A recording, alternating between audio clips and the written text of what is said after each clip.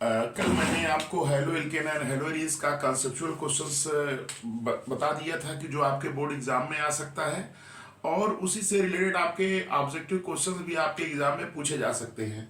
तो आज हम ये नेक्स्ट चैप्टर का कंसेप्चुअल प्रॉब्लम बता रहे हैं एल्कोहल फिनाल एंड ईथर का। तो ये देखिएगा, ये आपके एग्जाम में क्वेश्चन इस पे ऐसे ही पूछेगा कि जैसे क्वेश्चन पूछ दिया कि explain why propanol has higher boiling point than that of hydrocarbon butanes, यानी हाइड्रोकार्बन ब्यूटेन से बॉइलिंग पॉइंट ज्यादा होता है किसका? प्रोपेनॉल का। प्रोपेनॉल देखिए, अब लोग ये ध्यान दीजिएगा कि अगर इसको लिखना हो तो कैसे आप लिखेंगे। चलिए इसको बताते हैं। देखिए, एक चीज ये याद रखिएगा, ये आप इसको ट्रिक कह दीजिए या जो भी समझ लीजिए, ये ट्रिक है या जो भी कॉन्सेप्ट समझ लीजिए। ट्रिक क्या है याद रखिएगा, अगर एफ ओ एन अगर इन तीन एलिमेंट्स के साथ अगर वो हाइड्रोजन जुड़ा होगा किसके द्वारा? कोवैलेंट बॉन्ड से। कोवैलेंट बॉन्ड से याद रखिएगा, अगर ये हाइड्रोजन कोवैलेंट बॉन्ड से जुड़ा होगा एफओएन के साथ, और अगर इस हाइड्रोजन के कांटेक्ट में कोई इलेक्ट्रोनेगेटिव एटम अगर आ गया, इलेक्ट्रो नेगेटिव एलिमेंट अगर कोई आ गया, तो ये हाइड्रोजन उसके साथ क्या करेगा? बॉन्ड बनाएगा, और उस बॉन्ड को क्या कहते हैं? Hydrogen bond. याद रखिएगा। और ये जो हाइड्रोजन बॉन्ड होता है ये प्रभावित करता है वाटर सॉल्युबिलिटी को, उसके बॉइलिंग पॉइंट को, फिजिकल स्टेट को, है कि नहीं? तो ये ध्यान दीजिएगा। बस अब देखिए, अब आप यहां कैसे इसको पकड़ लिए। देखिए OH है ना, ऑक्सीजन हाइड्रोजन के साथ जुड़ा, देखिए OH के साथ है। तो देखिए ये आपका ये आपका क्या है? प्रोपेनॉल है। प्रोपेनॉल याद रखिएगा, प्रोपेनॉल एल्कोहल होता है, और इस प्रोपेनॉल में OH है, और इसके साथ क्या होगा? इनके बीच में क्या होगा? इंटरमॉलिक्यूलर हाइड्रोजन बॉन्डिंग होगी प्रोपेनॉल में। लेकिन ब्यूटेन में हाइड्रोजन बॉन्डिंग एब्सेंट होगी। तो आप इसमें इतना बना करके फिर नीचे लिख देंगे, the boiling point propanol is higher than butane because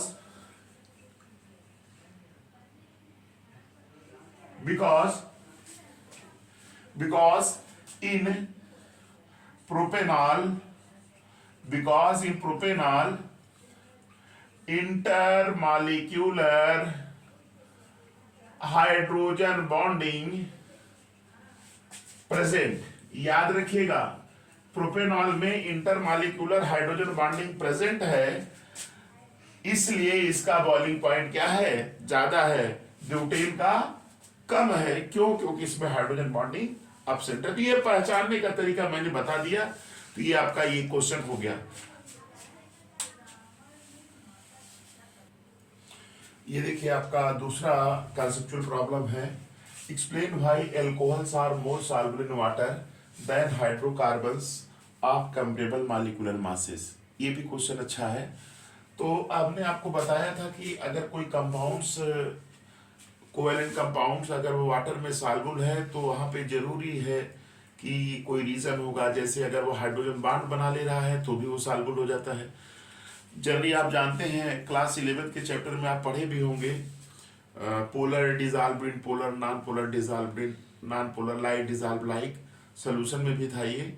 तो यहाँ पे जैसे क्वेश्चन आ गया है कि एल्कोहल्स ये कोवैलेंट कंपाउंड है और वाटर क्या है? पोलर सॉल्वेंट है। तो ये कोवैलेंट इसमें घुल जा रहा है। क्यों घुल जा रहा है? कह रहा है कि एल्कोहल तो मोर सॉल्युबल होता है वाटर में, लेकिन आपका हाइड्रोकार्बन्स नहीं। तो इसमें बस सिर्फ एक रीजन याद रखिए कि ये एल्कोहल है, ये वाटर है। यहां देखिए क्या बना रहा है? Intermolecular hydrogen bonding, intermolecular hydrogen bond. यानी एल्कोहल का मॉलिक्यूल वाटर के साथ इंटरमॉलिक्यूलर हाइड्रोजन बॉन्ड बना लेता है, और वह क्या कर सकता है? देखिए मैंने लिखा है, alcohol can form hydrogen bond with water and can also break the hydrogen bond already exist between the water molecule, hence it is soluble in water. चाहे इतना लिखिए, सीधे आप ये लिख सकते हैं कि एल्कोहल वाटर के साथ हाइड्रोजन बॉन्ड बनाता है, जिसके कारण एल्कोहल वह सॉल्युबल होता है। जबकि जो हाइड्रोकार्बन्स होते हैं वो हाइड्रोजन बॉन्ड वाटर के साथ नहीं बना सकते। इसलिए हाइड्रोकार्बन्स इनसॉल्युबल होते हैं। तो ये आपका दूसरा भी क्वेश्चन हो गया। ये क्वेश्चन नंबर 2 था।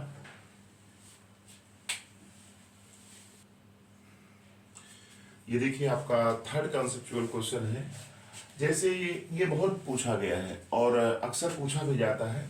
आर्थोनाइट्रोफिनॉल और पैरानाइट्रोफिनॉल ये दो आइसोमर हैं, इनके मिक्सचर को लिया गया और पूछ रहा है कि विच इज स्टीम वोलेटाइल एडवाइड, माने कौन सा आइसोमर स्टीम वोलेटाइल होगा, आर्थो वाला होगा कि पैरा वाला होगा। या ऐसे भी पूछ सकता है कि आर्थोनाइट्रोफिनॉल और पैरानाइट्रोफिनॉल को मिक्स किया गया है, तो इसमें से किसको स्टीम के द्वारा सेपरेट कर सकते हैं और क्यों, ये क्वेश्चन पूछ सकता है। तो चलिए उसकी चर्चा कर रहे हैं। देखिए आर्थोनाइट्रोफिनॉल है, इसमें क्या होगा, इंट्रामॉलिक्यूलर हाइड्रोजन बॉन्डिंग होगी। यहाँ देखिए इंट्रामॉलिक्यूलर हाइड्रोजन बॉन्डिंग या इसको क्या कहते हैं, किलेशन, किलेशन रिंग बन जा रही है, किलेशन। तो ये किलेशन हो रहा है, लेकिन यहाँ पैरानाइट्रोफिनॉल में किलेशन नहीं हो रहा, बल्कि कौन सी हाइड्रोजन बॉन्डिंग है, इंटरमॉलिक्यूलर हाइड्रोजन बॉन्डिंग है। और इसमें क्या होगा, मॉलिक्यूलर एसोसिएशन होगा। ये क्या होगा, एग्जिस्ट है डिस्क्रीट मॉलिक्यूल। तो याद रखिएगा, लिख दिए ना, इट इज स्टीम वोलेटाइल। कौन, आर्थोनाइट्रोफिनॉल। इट इज स्टीम वोलेटाइल का मतलब ये आर्थोनाइट्रोफिनॉल है, ओ नाइट्रोफिनॉल। ये क्या होगा, स्टीम वोलेटाइल होगा, किसके कारण, इंट्रामॉलिक्यूलर हाइड्रोजन बॉन्डिंग के कारण। इसलिए जो है इसको हम सेपरेट करेंगे स्टीम के द्वारा। तो ये भी क्वेश्चन बहुत इंपॉर्टेंट है। ये आपका तीसरा कॉन्सेप्चुअल क्वेश्चन है, तो इसको भी आप ध्यान दीजिए। ये देखिए आपका फोर्थ क्वेश्चन। अभी मैं आपको एनसीईआरटी बेसिक पढ़ा रहा हूँ। ये सब क्वेश्चन एनसीईआरटी में भी दिया हुआ है और उसके जो है कुछ क्वेश्चंस जो है एनसीईआरटी को पढ़ करके कॉन्सेप्चुअल बनाया गया है। तो आप लोग इसको देखिए। तो जैसे ये फोर्थ क्वेश्चन आपका है, ethanol has higher boiling point than methoxymethane. ये क्वेश्चन एनसीईआरटी के एक्सरसाइज में दिया भी गया होगा। तो ये ऐसे भी क्वेश्चन पूछ सकता है, ईथर का एल्कोहल से कंपेयर किया हुआ है। ये जरूरी नहीं है कि इथेनॉल ही पूछे, कोई प्रोपेनॉल करके पूछ करके उसका कोई ईथर दे देगा। ढेर सारे क्वेश्चन बन सकते हैं। तो ये आपका एनसीईआरटी में दिया हुआ, इसलिए इसको आप ध्यान दीजिए, क्योंकि आपका जो पेपर बनता है एनसीईआरटी बेस ही आता है। तो हम एनसीईआरटी बेस ही पढ़ा रहे हैं अभी। देखिए इथेनॉल में देखिए बता दिए यहाँ पे इंटरमॉलिक्यूलर हाइड्रोजन बॉन्डिंग होती है और मेथॉक्सीमेथेन में हाइड्रोजन बॉन्डिंग अपसेट होती है। तो आप यही लिखेंगे in ethanol, in ethanol intermolecular hydrogen bonding takes place whereas, या ऐसे लिखिए टेक्स प्लेस, बस सीधे इसमें तो लिख ही दिया है takes place, hence the boiling point of C2H5OH is greater than CH3O, CH3 ऐसे लिख दीजिए भाई। इसमें हाइड्रोजन बॉन्डिंग नहीं होगी, इसमें इंटरमॉलिक्यूलर हाइड्रोजन बॉन्डिंग होगी। हाइड्रोजन बॉन्डिंग इसमें एसोसिएशन हो जाएगा, इसका बॉइलिंग पॉइंट क्या होगा, ज्यादा होगा, इसका क्या होगा कब। अब याद रखिएगा एल्कोहल का बॉइलिंग पॉइंट, याद रखिएगा ROH, इसका बॉइलिंग पॉइंट ज्यादा होता है किससे, ROR से, है ना। कंपेरेबल मॉलिक्यूलर मास के दोनों रहेंगे, तो याद रखिएगा हमेशा एल्कोहल रहेगा। क्यों होगा, क्योंकि इसमें इंटरमॉलिक्यूलर हाइड्रोजन बॉन्डिंग होगी, इंटर मॉलिक्यूलर हाइड्रोजन बॉन्डिंग होगी।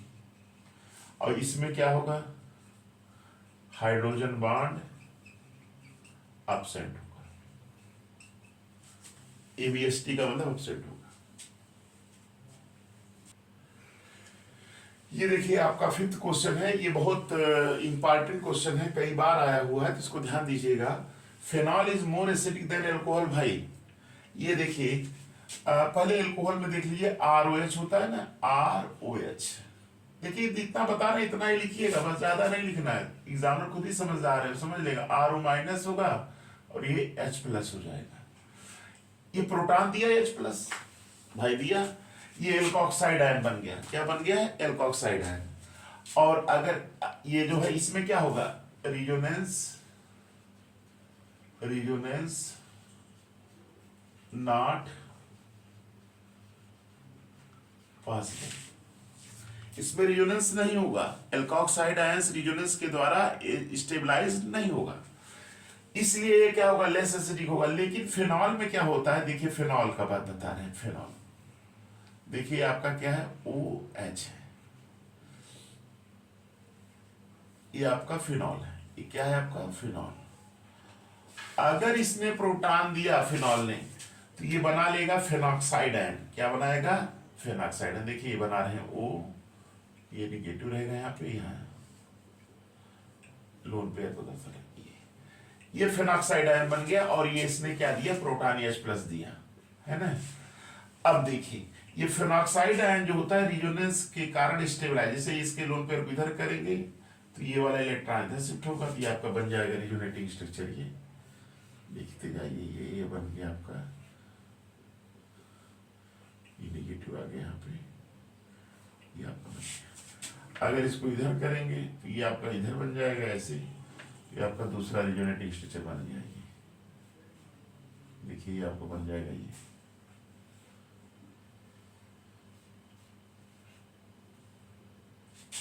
फिर इसको ऐसे कर दीजिए, अगला बन जाएगा ये इधर की, ये इधर आ जाएगा, तो इसका बन जाएगा ये।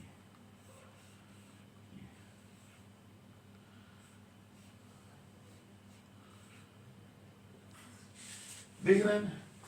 तो ये फेनॉक्साइड आयन जो है वह रिजोनेंस स्टेबलाइज्ड होता है। ऐसे इसमें लिखेंगे phenol is more acidic than alcohol भाई, because alcohol gives proton and form alkoxide ion which is not stabilized by resonance। ये रिजोनेंस के द्वारा स्टेबलाइज्ड होगा नहीं, रिजोनेंस होगा ही नहीं। लेकिन फेनॉल जो है फेनॉक्साइड आयन जो है देता है, और क्या देता है? प्रोटॉन। तो प्रोटॉन देने के बाद जो फेनॉक्साइड आयन है ये क्या है? रिजोनेंस स्टेबल है, रिजोनेंस स्टेबल है, याद रखिएगा। ये कैसा है? रिजोनेंस स्टेबल है। प्रोटॉन देने के बाद फेनॉक्साइड आयन रिजोनेंस स्टेबलाइज हो जाता है। Hence phenol is more acidic than alcohol। Phenol ज्यादा एसिडिक होता है अल्कोहल से। क्यों? क्योंकि अल्कोहल जब प्रोटॉन देगा एल्कोक्साइड आयन बनाएगा, रिजोनेंस स्टेबल नहीं होगा। लेकिन फिनॉल जो प्रोटॉन देगा फेनॉक्साइड आयन बनाएगा, फेनॉक्साइड आयन रिजोनेंस स्टेबल होता है। यही कारण है कि फिनॉल जो है मोर एसिडिक होता है अल्कोहल से।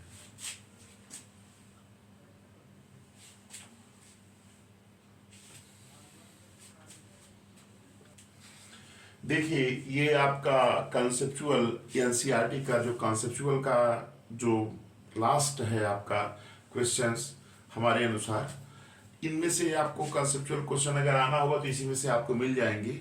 और ये क्वेश्चन देखिए सबसे इंपॉर्टेंट क्वेश्चन अभी तक का कंसेप्चुअल का है। आप लोग पढ़े होंगे विलियमसन सिंथेसिस। विलियमसन सिंथेसिस मैंने शार्ट वीडियो में पढ़ाया हुआ है। अभी मैं एक लेक्चर में आपको नेम रिएक्शन भी पूरा पढ़ा दूंगा। तो चूंकि मेरा देखिए हमने सोचा है कि आपका ये बोर्ड का एग्जाम जो होने वाला है इसी मंथ में, फरवरी में, तो कुछ ऐसा पढ़ा दें कि जो आपको कम समय में ज़्यादा बोर्ड के क्वेश्चंस को आप तैयार कर पाएँ। तो इसीलिए हम ऐसा पढ़ा रहे हैं। तो ये देखिए आपका ये क्वेश्चन 6 जो है, जैसे आपका ये है, आपका ये कंपाउंड लिए और इसका इससे रिएक्शन कराए तो यहाँ ईथर बन रहा है और इनमें भी अलग हो जा रहा है। When sodium alkoxide reacts with alkyl halide, ether is formed. This reaction is known as Williamson synthesis। लेकिन याद रखिएगा कि एनसीईआरटी के बीच में लाइन दी हुई है, ये क्वेश्चन पूछा जा सकता है। जैसे आपने ये लिया टर्सरी हैलाइड लिया और आपने सोडियम मेथॉक्साइड से रिएक्शन करा रहे हैं, तो अब यहाँ ईथर नहीं बन रहा है, यहाँ क्या बन रहा है? प्रोपीन बन जाएगा, एल्कीन बन जाएगा और आपका NaBr और मिथेनॉल बन जाएगा। तो ऐसा क्यों हो रहा है? यही रीजन पूछेगा आपसे एग्जाम में। तो देखिए मैंने इसका रीजन लिख दिया है कि जो एल्कोक्साइड है, ये आपका एल्कोक्साइड है, it is because alkoxide are not only nucleophile. Alkoxide केवल न्यूक्लियोफाइल नहीं होते but strong bases as well, ये स्ट्रॉन्ग बेस भी होते हैं। तो ये जो है इसलिए they react with alkyl halide leading to elimination reaction. याद रखिएगा, ये एल्किल हैलाइड से रिएक्शन करके उसका एलिमिनेशन कर देते हैं। Hence in reaction to 2 methyl propene alkene is form. याद रखिएगा 2 मेथिल प्रोपीन एल्कीन जो है बन रहा है। क्यों?